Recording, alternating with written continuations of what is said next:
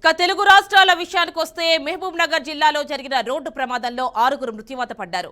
వైసీపీకి మరో MLA good bye చెప్పారు. ఢిల్లీ పర్యటనలో ఉన్న సీఎం రేవంత్ రెడ్డి పలువురు కేంద్ర మంత్రులతో భేటీ అయ్యారు.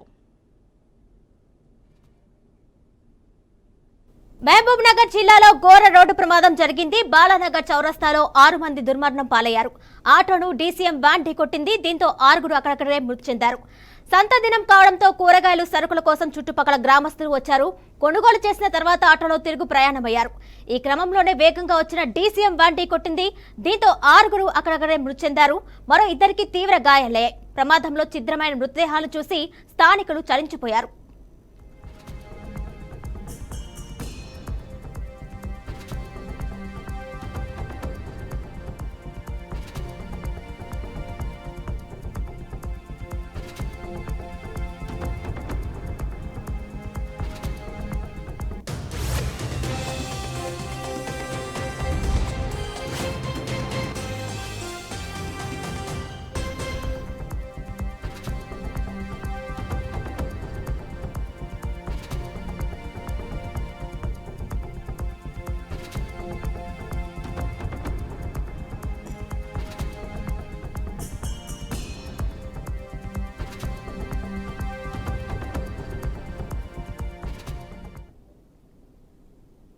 అయితే ప్రమాదాన్ని చూసి ఆగ్రహానికి గురైన స్థానికులు డీసీఎం వ్యాన్ కు నిప్పు పెట్టారు. డ్రైవర్ పరారయ్యారు.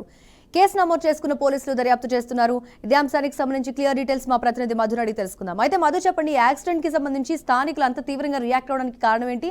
ఇందుకే యాక్సిడెంట్ ఎలా జరిగింది, డీటెయిల్స్ ఏమైనా తెలుసాయా?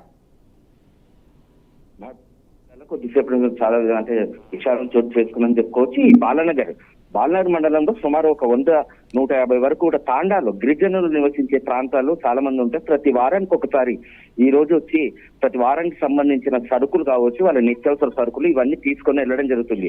ప్రతి వారం ఆ ప్రాంతంలో ఈ రోజు సంత రోజు కావడంతో వాళ్ళంతా కుటుంబ సమేతంగా పిల్లలతో వేసుకొని వాళ్ళందరూ ఆటోలలో మిగతా వాళ్ళకి అనుకూలంగా ఏ వాహనాలు ఉంటే ఆ వాహనాల్లో వచ్చి ఈ రోజు బాలనగర్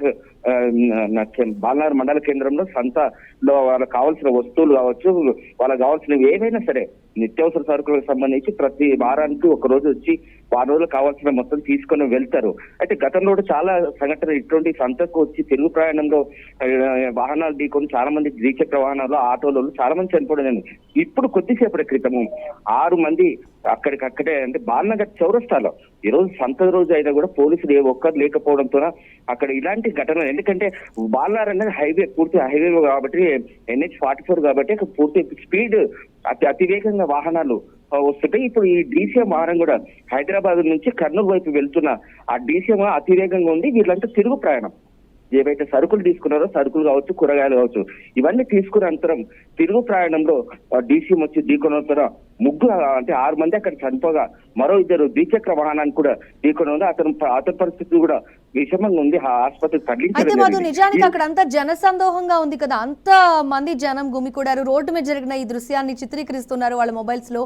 అంత ఘోరంగా జరిగిన పరిస్థితికి ఏంటి మెయిన్ సిచ్యువేషన్ ఏంటి? అక్కడ అంతమంది ఉండడానికి పోలీసులు లేరా? ఎక్కడ అలర్ట్ మిస్ అయింది? బాలనగర్ పోలీస్ స్టేషన్ కి అతి సమీపంలో జరిగింది ఈ సంఘటన. ఎందుకంటే ఇది మొత్తం ఈ హైవే అనేది చాలా అంటే మధ్యలో హైవే ఉంటుంది. అటు ఇటు 2 సైడ్లకు ప్రాంత అంటే ఇండ్లు ఉంటాయి అనమాట. అయితే అది మొత్తం ఇండ్ల మధ్యలో ఈ సంత జరుగుతుంది.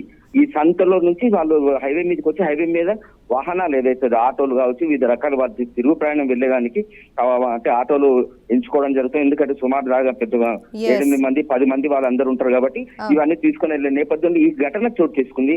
చూసిన స్థానికులంతా కూడా తీవ్ర ఆగ్రహానికి గురై డీసీఎం వ్యాన్ కూడా తగలబెట్టడం జరిగింది. అయితే దీన్ని చూసి ఆ డ్రైవర్ మాత్రం ప్రస్తుతం పరారీలో ఉన్నారు. ఇక్కడ మెయిన్ కారణం ఈ సంఘటన జరగడానికి ఇక్కడ పోలీసుల నిర్లక్ష్యం అని కూడా మనం పూర్తి స్థాయిలో చెప్పుకోవచ్చు. Right Madhu, thanks for your details.